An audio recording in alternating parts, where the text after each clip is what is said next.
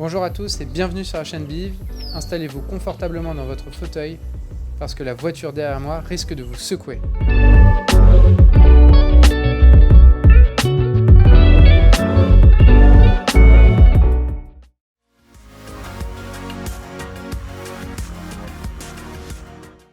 Quand on parle de voitures électriques sportives et premium, nous pensons tous à Tesla. Cependant, aujourd'hui, nous pouvons penser premium, sportive et tout-terrain, avec bien sûr une bonne dose de confort. Jaguar se hisse sur le devant de la scène de l'électrique grâce à son e-Pace, à mi-chemin entre la berline et le SUV. Ce e-Pace, EV400, pour les 400 chevaux qu'il concentre, est considéré comme plus dynamique que ses concurrents l'Audi e-tron et la Mercedes EQC et a représenté 10% des ventes de Jaguar à sa sortie. Aujourd'hui, nous avons en test la Jaguar E-Pace dans sa version SE, la finition premium de Jaguar que l'on reconnaît grâce à ses poignées affleurantes. À travers cet essai, nous allons répondre à une question principale. Cette première voiture 100% électrique de la gamme Jaguar mérite-t-elle son blason? Ce Jaguar E-Pace respecte à 98% les courbes de son concept car.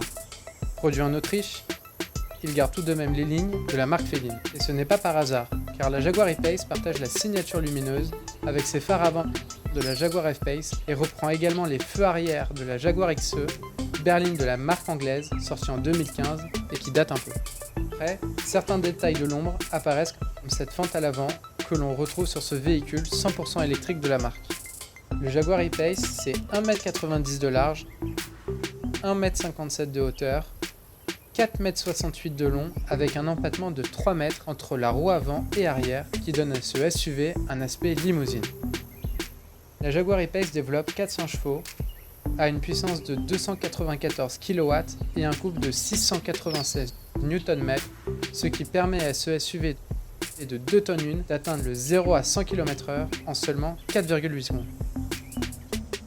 La Jaguar E-Pace est un produit technologique qui transporte 4 caméras en Full HD qu'on verra un peu plus tard dans l'essai, avec notamment 2 caméras sous les rétroviseurs. Ces rétroviseurs sont électriques, dégivrants et électrochromes. Cela signifie qu'ils empêchent l'éblouissement en conduite de nuit.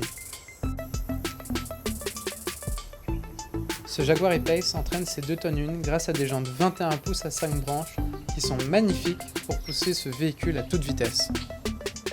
Le Jaguar E-Pace est avant tout un véhicule électrique. Et qui dit véhicule électrique, dit une bouche et une calandre fermée parce qu'on n'a pas besoin de refroidir le moteur.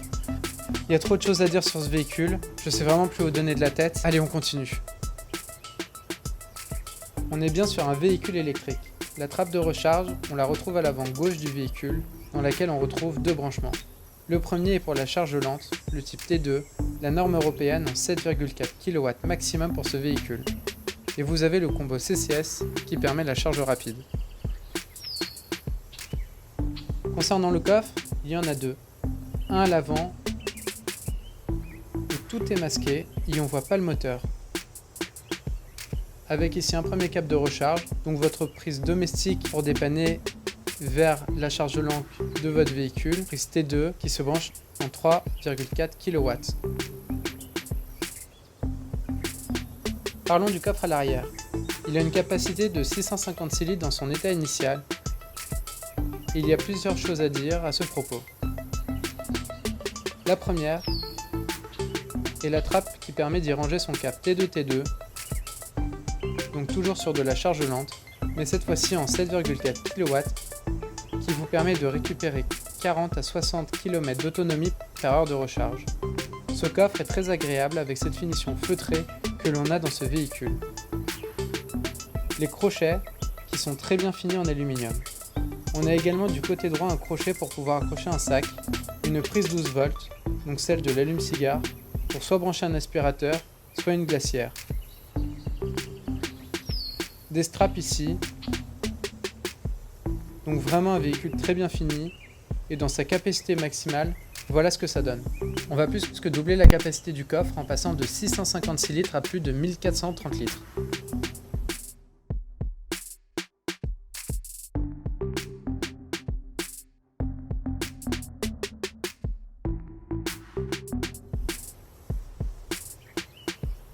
Bon, il y a encore plein de choses à dire sur cette Jaguar E-Pace et notamment à l'intérieur.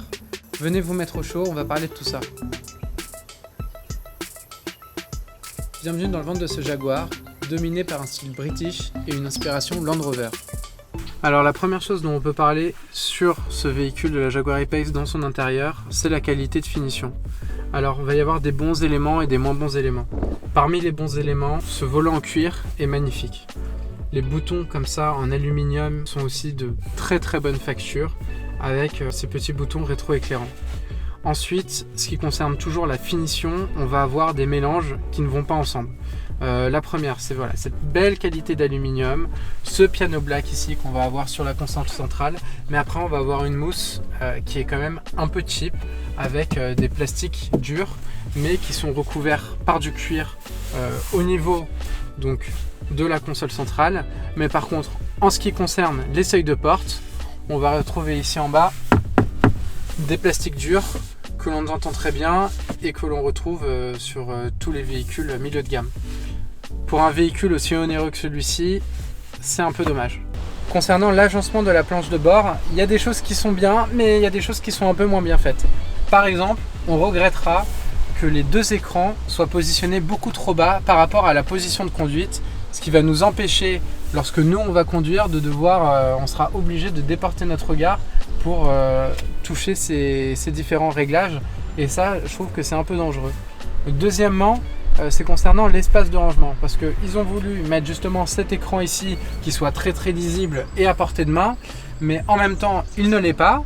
Et d'un autre côté, vous avez ici un énorme espace où je peux carrément passer mon bras là, et un autre espace ici où je peux rentrer mon smartphone pour que cette planche de bord soit accessible, mais au final elle ne l'est pas tellement.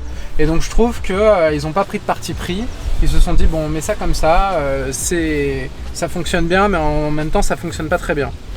Et pour terminer sur les espaces de rangement, on va avoir ici deux prises USB avec une prise 12 volts pour mettre une prise type allume-cigare.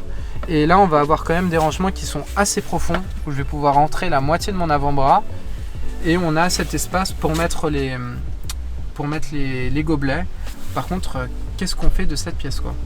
On la range là et au moins après on a l'espace pour les gobelets.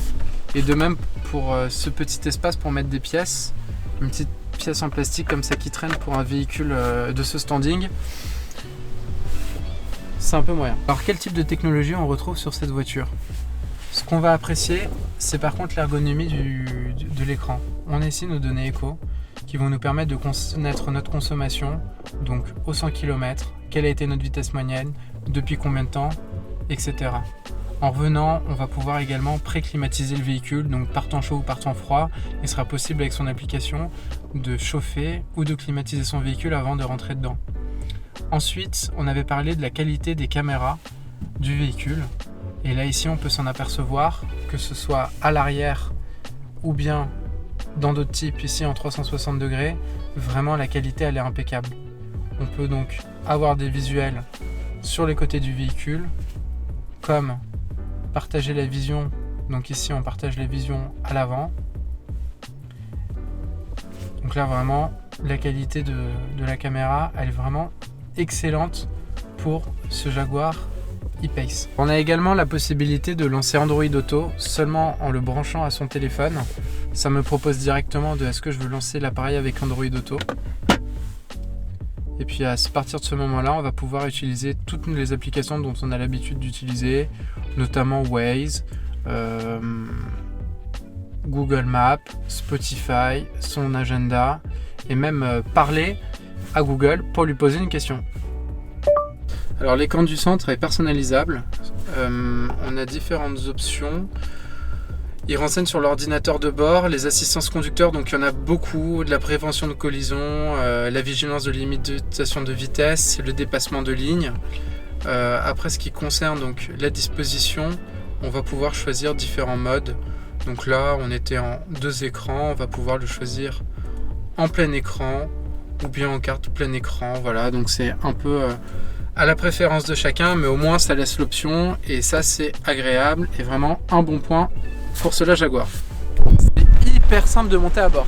Franchement, je m'assois comme ça et hop, il n'y a plus qu'à tourner.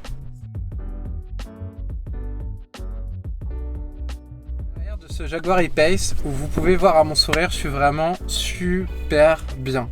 Pourquoi? Parce que je fais 1m83 et que à l'avant j'ai l'impression d'être dans une limousine où j'ai vraiment une très grande longueur pour mes genoux, et en termes de hauteur où j'ai vraiment aucun problème par rapport à ça.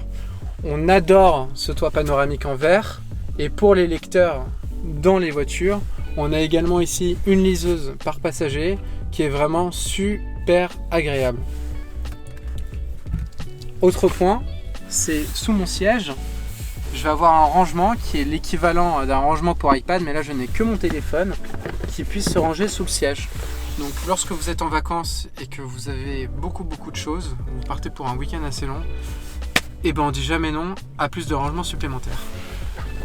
Petit bémol, lorsque je passe au centre de véhicule, j'ai toujours beaucoup de place pour mes genoux, mais par contre, comme vous pouvez le voir au niveau des épaules, je mords totalement sur mon voisin de droite et sur mon voisin de gauche. Et alors je pense que 3 adultes dans ce véhicule-là pour des longs trajets, c'est un peu compliqué. Il faudrait 2 adultes à l'arrière. Jusqu'ici, le Jaguar E-Pace a marqué pas mal de points, mais voyons sur route s'il est capable de faire ses preuves. A tout de suite.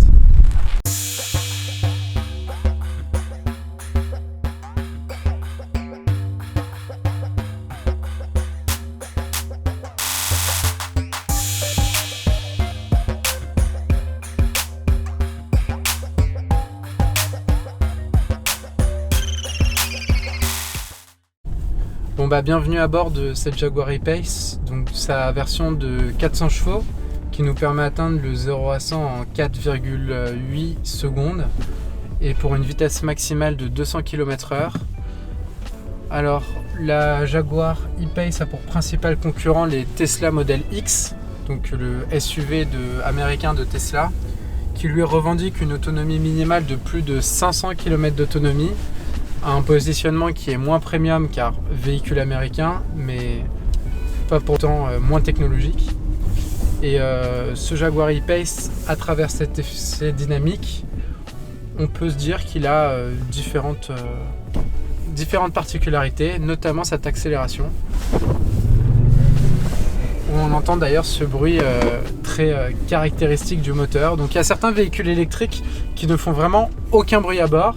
Et le Jaguar E-Pace, on entend toujours ce petit sifflement, que l'on soit en mode économique, en mode confort ou en mode dynamique. Voilà, on sait qu'on est dans un véhicule. On dit souvent les véhicules électriques n'ont aucun caractère au niveau de la conduite. Et bien pour ce Jaguar E-Pace et de manière générale pour le véhicule électrique, c'est faux. On a toujours des petits bruits mécaniques, des petits bruits de sifflement d'accélération. Regardez. Donc on entend quand même un certain sifflement qui n'est pas pour nous déplaire. Alors pour se rendre compte du caractère de la Jaguar E-Pace, on va se faire une petite accélération jusqu'à 70 km/h, donc les vitesses autorisées sur notre portion de route, pour se rendre compte de l'accélération et du petit bruit. Regardez, on est quasiment à l'arrêt. Et c'est parti.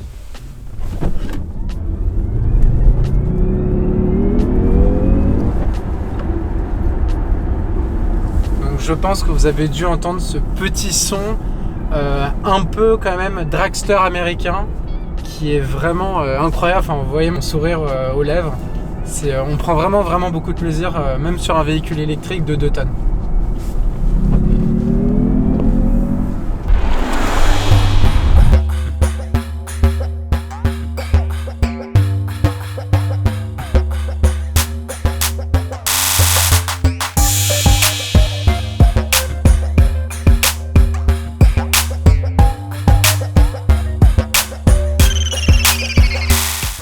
On rêverait de pouvoir conduire ce véhicule-là dans nos montagnes françaises, dans les Alpes ou dans les Pyrénées, en slalomant entre les différents virages.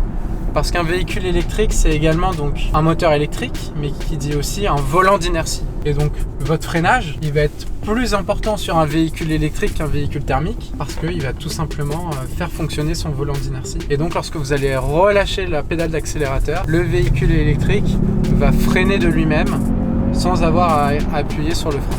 Et lorsqu'on effectue une grosse accélération avec le véhicule, donc il y a vraiment la barre de power qui va très vite monter, comme ceci, et lorsque l'on relâche, voilà l'aiguille qui va dans charge et ça devient vert. Donc voilà comment fonctionne le frein d'inertie. sur ce véhicule. Une option un peu sympa sur le Jaguar E-Pace, c'est ici le maintien de voie. On appuie en cliquant sur le bouton, ça devient orange. Et donc là, si on est un peu inadvertent au volant et qu'on mord la ligne, regardez, il va y avoir une petite alerte avec une vibration du volant qui est là pour nous rappeler de rester dans la voie. Donc en termes de sécurité, c'est pas mal, ça fonctionne bien, c'est efficace. Bravo Jaguar. Pour continuer sur les points un peu dynamiques du Jaguar E-Pace, on va parler de la suspension. Alors la suspension, on est sur un véhicule SUV, qui dit un véhicule SUV dit en général une suspension plutôt souple. Ici on est quand même sur un SUV à caractéristiques sportifs et donc on a la suspension qui va avec, c'est-à-dire assez ferme. Toutes les irrégularités de la route, on va les ressentir à travers le véhicule. Pour les longs trajets sur autoroute, aucun problème. Pour les routes de campagne un peu défoncées, ça l'est un peu moins.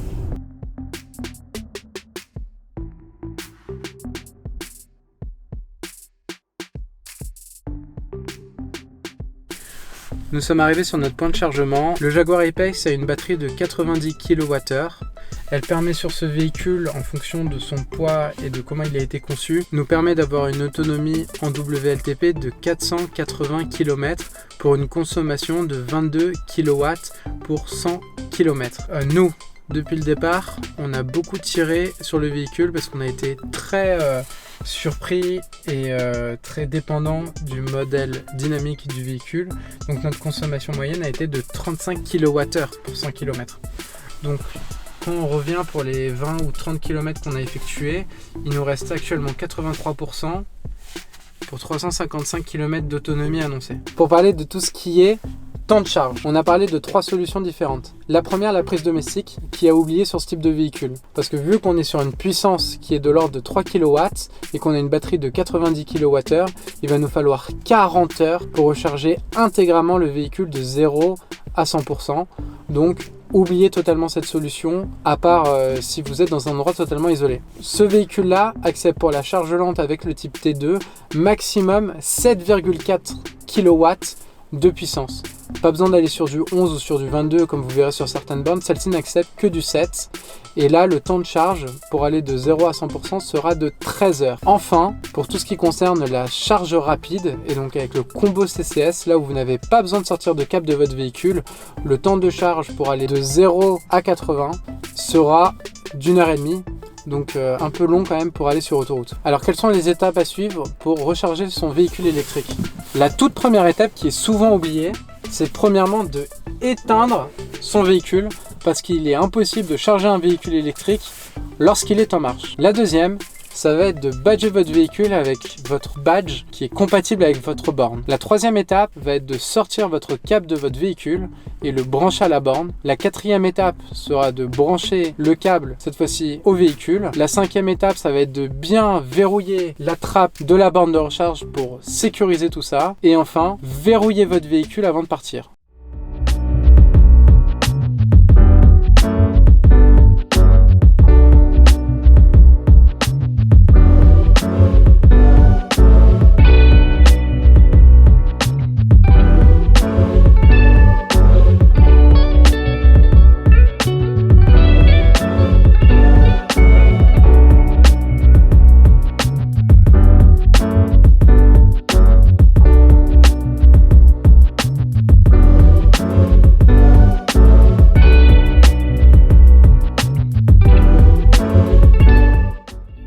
Pour conclure, que faut-il retenir de ce Jaguar E-Pace? La première chose est qu'en termes d'autonomie, le Jaguar E-Pace n'est pas vraiment dans la même catégorie que Tesla, qui a une batterie plus importante.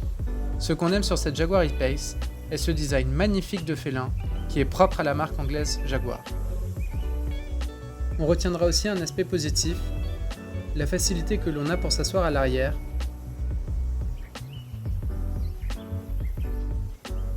Et on aime beaucoup la qualité globale des matériaux et des finitions de ce Jaguar E-Pace. J'aime aussi qu'ils aient installé un petit coffre à l'avant, qui n'est pas forcément courant sur les véhicules électriques.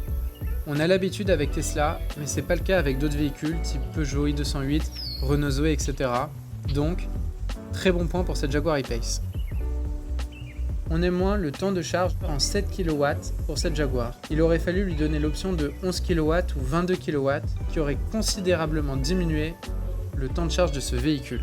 Dernier petit regret concernant ce Jaguar E-Pace est sa consommation moyenne de 22 kWh et de 35 kWh lorsqu'on est en mode dynamique. Un peu beaucoup, même pour un véhicule de 2 tonnes 1. Bon, maintenant parlons chiffres. Le Jaguar E-Pace démarre à 79 000 €. Ce modèle ici, dans sa version SE, démarre à 88 000 €. Aujourd'hui en 2020, le bonus écologique n'est plus applicable, donc vous n'avez plus de bonus écologique, que vous soyez un professionnel ou un particulier, car tarification au-dessus des 60 000 €. Par contre, pour les pros, vous avez toujours un amortissement qui est de 30 000 € et qui va passer à 33 000 € en 2020. Une TVA qui est nulle à 0 € et enfin une possibilité d'amortir la batterie en ayant les factures auprès du constructeur. Et dernière chose, n'oubliez pas que le véhicule électrique, c'est notamment les stationnements gratuits dans des grandes villes comme Paris, Aix-en-Provence, Nice. C'est un coût de carburant d'environ 2 € les 100 km, sachant que sur un véhicule thermique, vous êtes à 11 € les 100 km. Vous aurez vos factures divisées par 5, ainsi qu'un entretien qui diminue au moins de 40%. Alors n'oubliez pas tous ces avantages avant de prendre votre décision et de passer à un véhicule électrique. N'oubliez pas de vous abonner et de nous laisser un commentaire. C'était Biv, les spécialistes de la voiture électrique. À bientôt.